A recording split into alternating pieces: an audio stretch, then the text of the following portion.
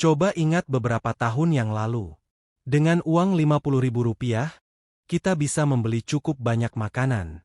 Sekarang, kadang baru beli 2 atau 3 hal saja, uangnya sudah habis. Harga makanan naik. Harga rumah naik.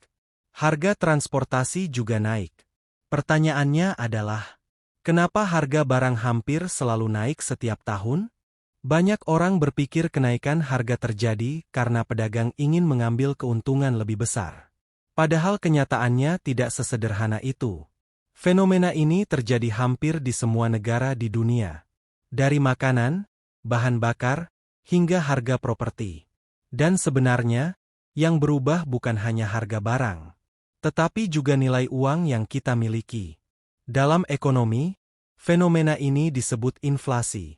Inflasi adalah kenaikan harga barang dan jasa secara terus-menerus dalam jangka waktu tertentu. Namun ada satu hal penting yang sering tidak disadari. Ketika inflasi terjadi, sebenarnya nilai uang kita menurun. Artinya uang yang sama, hanya bisa membeli barang yang lebih sedikit. Misalnya hari ini kamu memiliki Rp100.000. Tahun ini mungkin uang itu bisa membeli 10 barang. Namun jika harga naik karena inflasi, tahun depan mungkin uang yang sama hanya bisa membeli 8 barang. Jadi bukan hanya barang yang menjadi mahal, tetapi daya beli uang kita yang berkurang. Ada beberapa alasan kenapa inflasi bisa terjadi. Pertama, jumlah uang yang beredar semakin banyak. Ketika uang di masyarakat bertambah, permintaan barang juga meningkat. Jika jumlah barang tidak bertambah, harga pun naik.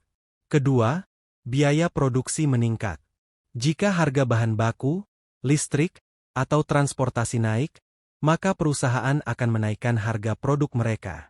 Ketiga, permintaan yang lebih besar daripada persediaan. Ketika banyak orang ingin membeli sesuatu tetapi jumlah barang terbatas, harga akan naik secara alami. Misalnya sebuah warung makan menjual satu porsi makanan seharga Rp20.000.